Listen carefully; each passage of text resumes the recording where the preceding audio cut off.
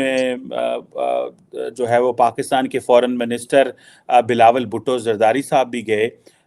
जब तक कॉन्फ्रेंस रही, बहुत अच्छे तरीके से डॉक्टर जयशंकर ने कॉन्फ्रेंस को होस्ट किया, और बल्कि बिलावल ने वहाँ पे बड़ी तारीफ भी की कि उन्होंने बड़े अच्छे तरीके से चीज़ें मैनेज की हैं। लेकिन जैसे ही मीडिया अपीयरेंस हुई तो बिलावल जो हैं उन्होंने भी टफ लाइन ली इंडिया के ऊपर, और दूसरी तरफ डॉक्टर जयशंकर ने मजीद बिलावल भुट्टो जरदारी को उन्होंने कहा जी कि ये प्रमोटर हैं, जस्टिफायर हैं टेररिज्म इंडस्ट्री के, और ये चीज़ें चली हैं।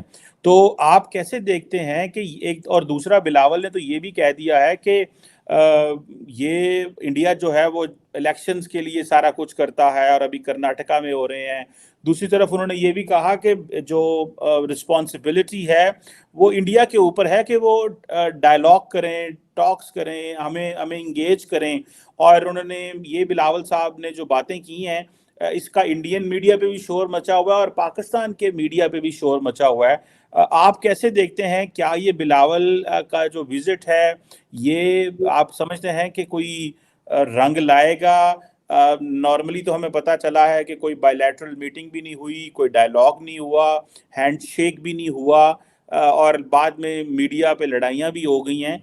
आपकी क्या असेसमेंट है बिलावल के विजिट के हवाले से, और जो पर्टिकुलरली बिलावल ने और डॉक्टर जयशंकर ने जो मीडिया के साथ इंगेजमेंट की है कॉन्फ्रेंस के बाद, उस हवाले से सर? चीमा साहब, देखिए, मैं समझता हूँ कि इसकी इंपॉर्टेंस जरूर थी। बिलावल भुट्टो साहब का वहां 12 साल के बाद पाकिस्तान का कोई फॉरेन मिनिस्टर इंडियन सॉइल पे गया, इसकी इंपॉर्टेंस तो थी, लेकिन उसमें से हासिल कुछ नहीं हुआ। मैंने इसको, I was watching it very closely my self. Jaishankar साहब ने जो क्लोजिंग अपनी प्रेस कॉन्फ्रेंस की, उसमें से 4 सवाल उनसे किए गए। 4 सवालों में से 3 पाकिस्तान रिलेटेड थे, और इट मीन्स के वाज वेरी इंपॉर्टेंट। लेकिन दोनों तरफ से जो है वो सख्त अल्फाज का इस्तेमाल किया गया, दोनों तरफ से। बिलावल भुट्टो साहब ने वहां इंडिया टुडे को इंटरव्यू दिया, वहां बड़े मैच्योर उनके जर्नलिस्ट हैं, देसाई साहब, सर देसाई, और उनको दिया, और उस पर भी बड़ी हीटेड वहां पे बातें हुई हैं। मैं इसको सम अप करने की कोशिश करता हूँ, बताता हूँ। देखें, बड़ा जिस तरीके से नोट किया जाता है कि बॉडी लैंग्वेज और सारा कुछ, उसमें दे वर वेरी स्टिफ। जब उसमें फोटो आपके लिए सामने गया, ये क्वेश्चन बल्कि उस इंटरव्यू में भी किया गया, और उसमें भुट्टो साहब ने कहा कि यहाँ for public there was no handshake, but later on I had a handshake and I had a talk with doctor Jaishankar. अब मैं जो हाईलाइट्स हैं उसमें से, डॉक्टर जयशंकर साहब ने टेररिज्म, उनको स्पोक्समैन कहा कि he is a spokesman of terrorism, और उन्होंने उसके जवाब में कहा जाए तो बिलावल भुट्टो ने कहा कि आप टेररिज्म को सियासी एक माइलेज के लिए इस्तेमाल करते हैं। बिलावल भुट्टो साहब की जो की इसमें चीजें थी, उन्होंने कहा कि मैं खुद, मेरी फैमिली जो है वो टेररिज्म का शिकार है, इनकी वालदा जो शहीद हुई थी टेररिज्म में, इसलिए उन्होंने उसमें कहा। फिर उन्होंने कहा कि जो भी मरता है, चाहे वो भारत में मरता है, तो मुझे उसका अफसोस होता है। हीटेड आर्गूमेंट में उस इंटरव्यू में खासकर बिलावल भुट्टो साहब पे बड़े सख्त सवाल किए गए, और टेररिज्म के हवाले से, और उन्होंने कहा कि आपको इनको क्लैरिफाई करना चाहिए था। तो उन्होंने कुलभूषण यादव का जिक्र किया। बिलावल भुट्टो साहब ने समझौता एक्सप्रेस ट्रेन का, उन्होंने कहा कि वहां पे लोगों को रहा कर दिया गया है, उनके ऊपर केसेस, उनको जस्टिस नहीं मिला मरने वालों को। और दूसरी तरफ से मुंबई अटैक्स की बातें हुई, कसाब की बातें हुई। तो कसाब के केस के बारे में बिलावल भुट्टो साहब ने कहा कि आप विटनेसेस नहीं प्रोवाइड कर सके, इसलिए केस जस्टिफाई नहीं हो सका। लेकिन मैं ये समझता हूं कि एक क्वेश्चन जब वापस आए हैं बिलावल भुट्टो साहब, तो उनसे एक क्वेश्चन एक जर्नलिस्ट ने ये भी किया। उन्होंने कहा कि अगर आप इसी तरह पिछले माजी की शिकायतें करते रहेंगे तो how we will move forward, forward किस तरह जाएंगे? और आज ये वाकई बात यह है कि हम फॉरवर्ड किस तरह चलेंगे। और एक मेरा जो पर्सनल क्वेश्चन है इस सारे इस ट्रिप के बाद, वो क्वेश्चन ये है कि इस वक्त पाकिस्तान भारत के रिलेशनशिप को ठीक करने की जरूरत सबसे ज्यादा किसको है? क्या भारत को जरूरत है पाकिस्तान से रिलेशनशिप ठीक करने की, या फिर पाकिस्तान को जरूरत है कि भारत के साथ रिलेशनशिप ठीक किया जाए या ट्रेड किया जाए? इस वक्त फाइनेंशियल क्राइसिस किस मुल्क के अंदर है? इस वक्त हर फर्द वाहिद के जबान पर क्या है कि हमारे टैंकों को जंग लग चुका है, हमारे पास जंग के लिए डीजल मौजूद नहीं है। बल्कि हमारे अमीरुल मोमिनीन इमरान खान साहब ने भी अगले दिन फरमाया है कि वो बाजवा साहब इनके सामने इस तरह जिक्र करते रहे, who was not an ordinary person, he was an army chief। तो इस वक्त सर्कमस्टांसेस में माजी के अंदर देखा जाए तो जो एक पाकिस्तान में दोनों साइडों पे मैं समझता हूँ, ना सिर्फ पाकिस्तान, दोनों साइडों पे पाकिस्तान भारत रिलेशनशिप को इसका पॉलिटिकल फायदा लिया जाता था, हमेशा, आज भी लिया जाता है। बल्कि बिलावल भुट्टो ने कहा है इस बात का कि इलेक्शन जब आता है तो कोई ना कोई हादसा भारत के अंदर होता है। उन्होंने अपने डाउट्स जो हैं वो बताए इसमें। अब इस साइड पे मैंने आपको शायद बड़ी दफा बताया कि डिफेंस के बजट को रखने के लिए कि हम नहीं होंगे तो भारत आ जाएगा। अब वो टैंकों को जंग लग चुका है, हालांकि मैं उसको डिनाई करता हूं। जंगें 4 की हैं शुरू, हमें हमेशा यही डराया गया कि भारत जो है वो आ जाएगा, भारत आ जाएगा, भारत खा जाएगा। लेकिन 4 जंगें हैं, चारों आपने खुद शुरू की हैं, अग्रेसर तो आप हैं, मेरा मकसद उन्होंने तो जंग नहीं शुरू की है। तो इसमें अब इन चीजों से आगे किस तरह जाना होगा, इन चीजों को देखें। मैं हमेशा ये कहता हूं कि आप जब गाड़ी चलाते हैं तो फ्रंट देखते हैं, फ्रंट स्क्रीन से देखते हैं, पिछले मिरर से देखकर आप गाड़ी नहीं चला पाते। तो इस वक्त अगर देखा जाए डॉक्टर जयशंकर साहब की बातें और बिलावल भुट्टो की बातें, दोनों से यही रिफ्लेक्ट होता था कि both are not, they are holding their position but they are not planning to move forward even in a single step. काफी देखा जाए तो इस रीजन में कई चीजें नई हो रही हैं इस वक्त। जिस तरह मैं आपको बता रहा था कि कल 2-3 दिन पहले नेटो ने जापान के अंदर अपना ऑफिस खोला है। फिर फिलीपीन के अंदर इस वक्त American they are doing their naval exercises. उसके बाद जिस तरीके से इस वक्त यूक्रेन वॉर जो है पीक पर जा चुकी है, इस वक्त कीव के ऊपर मुसलसल अटैक हो रहे हैं जिनकी तस्वीर भी आ रही हैं, और पुतिन दूसरी साइड पे इल्जाम लगा रहे हैं कि America is involve on assassination attempt on them through the Ukrainian. Tony Blinken ने कहा है कि we are not involve in it and हम we are not telling Ukraine how to fight their war, लेकिन टेंशन इज ऑलरेडी देयर। तो उसमें भारत क्योंकि is rising as a regional power, और दूसरा भारत का influence on America matter fact.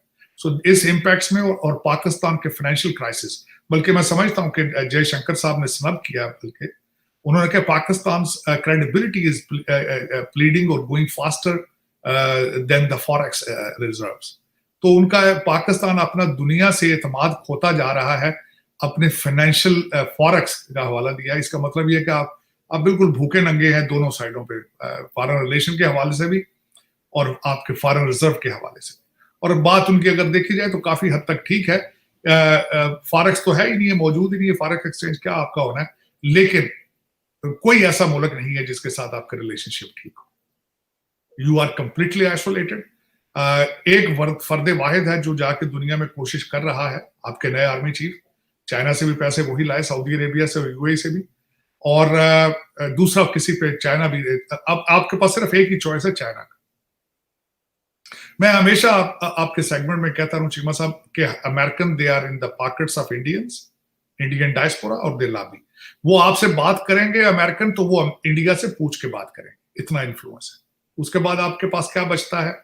आपने खैरात मांग ली, सऊदी अरेबिया बच गया, वहां से ले लिए पैसे आपने, क्योंकि आपके रिलेशनशिप होते हैं खैरात बेस्ड, डॉलर बेस्ड। अब आपके पास सिर्फ एक ही दरवाजा है, चाइना का। उनकी मिन्नतें तरले जारी हैं आपके, बिल्कुल इसमें कोई शक नहीं है। आपके चीफ जो है वो उनको काफी एश्योरेंसेस देकर आए हैं कि हम आपकी हिफाजत करेंगे, आप हम पे एतमाद करें, आप आए दोबारा, पैसे लगाएं। उन्होंने आपको 58 बिलियन का एक लॉलीपॉप दिखाया है, अभी दिया नहीं है, दिखाया है। और अगर उस पर हमारी कई बैंक बाद में तो शॉपिंग करनी शुरू कर दी होगी कि वो बड़ा पैसा आ रहा है, लंदन में जाएगा। लेकिन एक आने वाले दिनों में देखते हैं, क्योंकि इस वक्त जो नजर आ रहा है अंधेरा ही अंधेरा है। कोई फर्द वाहिद नजर नहीं आ रहा जो पाकिस्तान को बचा सके, कोई एक इंस्टीट्यूशन ऐसा नजर नहीं आ रहा जो पाकिस्तान को बचा सके। हमारे आर्मी चीफ वहां गए थे, लेकिन आर्मी के अंदर, उस इंस्टीट्यूशन के अंदर भी काफी सफाई की जरूरत है। पता नहीं वो कर पाते हैं कि नहीं, वरना पैसे जहां से भी आएंगे वो फौरन लीक होकर लंदन और दुबई चले जाएंगे। क्योंकि इस वक्त आप जिन क्राइसिस जिस जगह पे खड़े हैं वो सिर्फ इसी वजह से खड़े हैं क्योंकि आपका जो पाकिस्तान चलाने वाले लोग हैं, वो उनके पास पाकिस्तानी पासपोर्ट है लेकिन पाकिस्तानी नहीं है। ये यही अलमिया है सबसे बड़ा। तो अब वो किस तरह जाते हैं, आपकी जुडिशरी देख लें। आपके बंदयाल साहब एक पतली गली के अंदर फंस चुके हैं आकर, कल उन्होंने क्या करना है। अब और मैं एक आखिरी बात इस पे ऐड करना चाहूंगा, आखिरी पॉइंट की, what is the situation.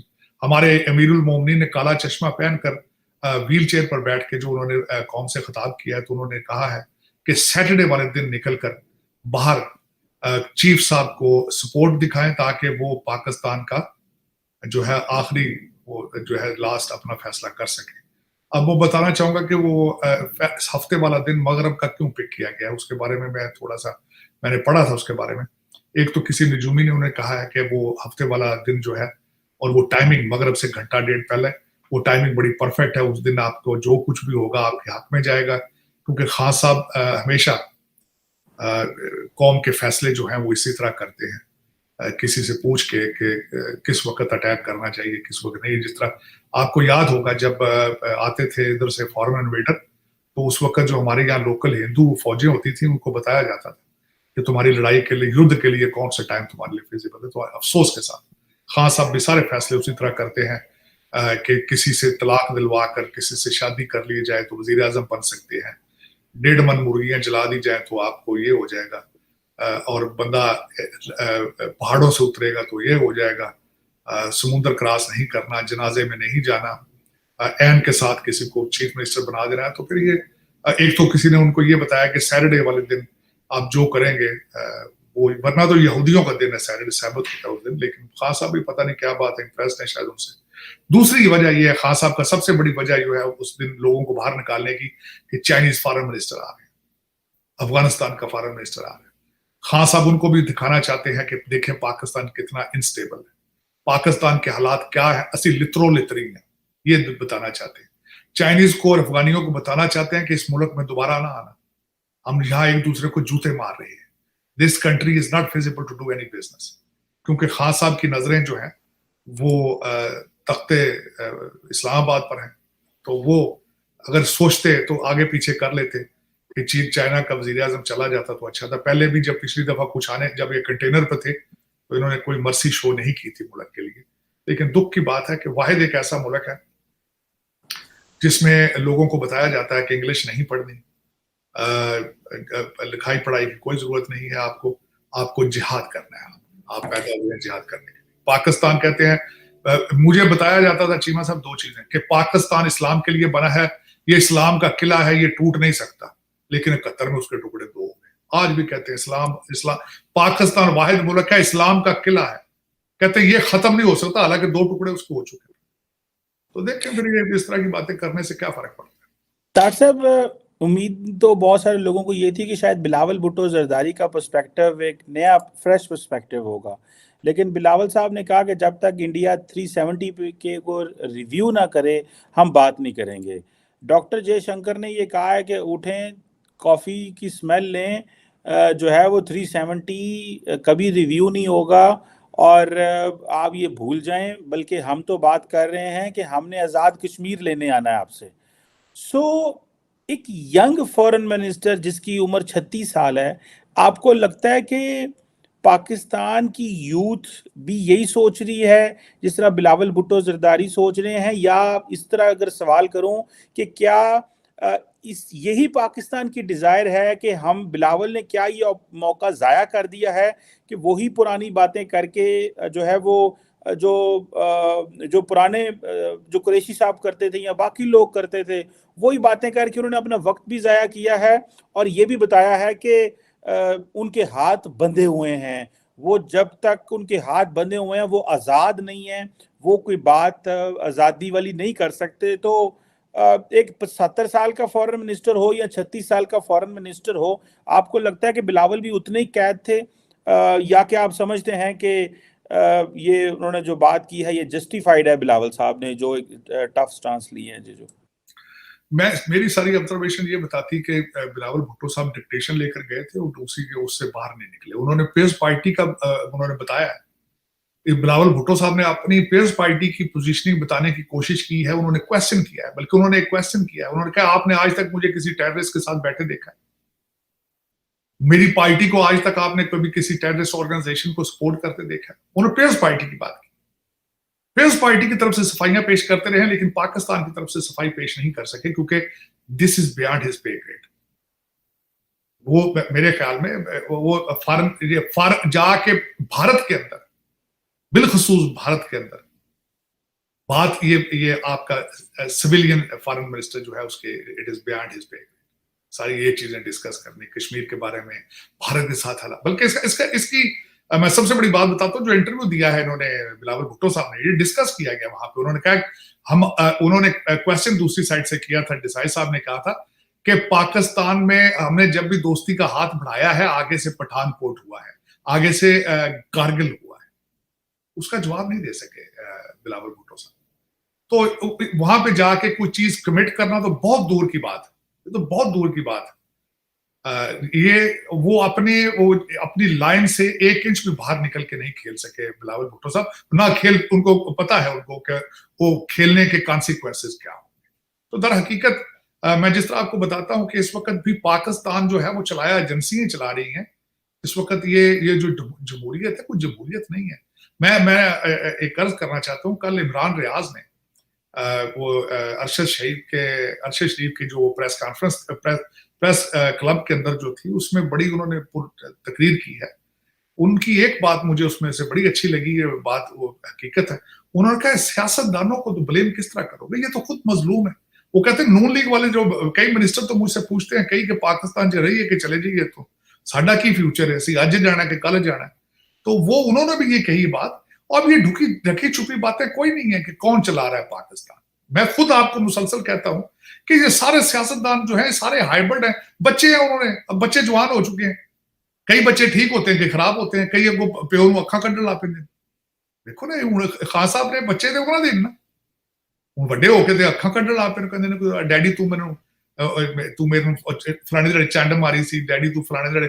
Bajwa साहब आपने कहा था असम्बलियां तोड़ दे, मैंने तोड़ दी थी। बाजवा साहब आपने मुझे, हर चीज तो उन पे फेंक रहा है वो, तो ये ऑन क्यों नहीं करते? अब मुझे आज आपसे सवाल करता हूं, आप बिलावल भुट्टो को मैं 1 मिनट के लिए साइड पे रखें। अमीरुल मोमिनीन ने आज हमारे ने कहा, इमरान खान साहब ने, उन्होंने कहा सब कुछ उन्होंने खत्म कर दिया। पहले वो कहते थे मैंने 4 लोगों का नाम रिकॉर्ड करके रख दिया, मुझे कुछ हुआ तो वो 4 लोग मुझे मारे। फिर उन्होंने कहते रहे कि जरदारी मुझे मरवाने लगा, पैसे दे दिए। आज उन्होंने क्या कहा, उन्होंने कहा पहले भी 2 अटैक मुझ पर डर्टी हैरी ने किए थे, आगे भी मुझे कुछ हुआ तो डर्टी हैरी को। अब आप मुझे ये बताएं, आप इसके बाद मैं ये समझता हूं इस पे सो मोटो एक्शन क्यों नहीं लिया जा रहा कि एक सर्विंग आदमी है, रिटायर्ड नहीं है। बाजवा साहब तो चलो चले गए ना, हालांकि वो भी उनके आर्मी चीफ है, लेकिन एक सर्विंग आदमी के ऊपर सीधा इल्जाम लगाया जा रहा है। किसी इदारे का यह फर्ज नहीं बनता कि इनसे पूछे कि हमें प्रूफ दें, और अगर उनके पास प्रूफ ठीक है तो डर्टी हैरी को रिमूव करें, अगर नहीं तो इमरान खान के ऊपर केस करें, इनको जेल में दें कि आप एक serving officer who's committed for Pakistan and loyalty to Pakistan, and you are saying that he has attacked on you twice before and now he's planning to kill you again. और या फिर अगर वो इतना सारा कोई डिपार्टमेंट अगर ताकतवर है तो फिर बिलावल भुट्टो जाके वहां पे किस तरह बात कर सकते? नहीं कर सकते, किस तरह करें? और दूसरी एक बात ये है ना कि बिलावल भुट्टो और उनकी पार्टी को पता है कि अगला प्राइम मिनिस्टर उसने बनना है, वो किसी को ऑफेंड कर सकते हैं, सवाल ही नहीं पैदा होता। वो तो डिक्टेशन लेकर गए, यहाँ से पूछ के डैडी मैं क्या क्या बातें करूँ, क्या बेटा तू जा घूम फिर आ, गोया बड़े अच्छी जगह घूम फिर आओ जाके, क्या फर्क पड़ता, वेकेशन वाज ड्यू। मैं तो कहता रहा उनको जाना नहीं चाहिए था। वो जयशंकर ने को किसी ने पूछा उनका दौरा कैसा, उसने कहा thank you but no thank you. उसने कहा वो आए एसईओ के लिए, वो कौन सा भारत के लिए गए, आए यहाँ पे, और यहाँ से वो 50 दफा कह के गए बिलावल भुट्टो साहब हम just going there for SEO. SEO में सबसे बड़ी बात है आप क्या ले दे कह सकते हैं एसईओ को, ना कुछ देने की सलाहियत रखते ना लेने की सलाहियत रखते, फिर जाने की क्या जरूरत है वहां? साथ इतने लोगों को जहाज पे उठा के ले गए आगे भी, लेकिन कौन पूछे? हमारे दूसरा जो मुगल शहजादा है वो लंदन में बैठा है, वो जो अपने किंग चार्ल्स का फूफी का बच्चा है, जो वो 14 कंट्रीज हैं, 12 मुल्कों ने उनको लेटर लिखा है किंग चार्ल्स को, 12 मुल्कों ने, 3 उन्होंने उसमें से शर्तें लिखी। उन्होंने कहा हमारे यहाँ से जो लूट के ले गए चीजें वो वापस दो, हमें जो हमारे ऊपर जुल्म करते रहे उसके पैसे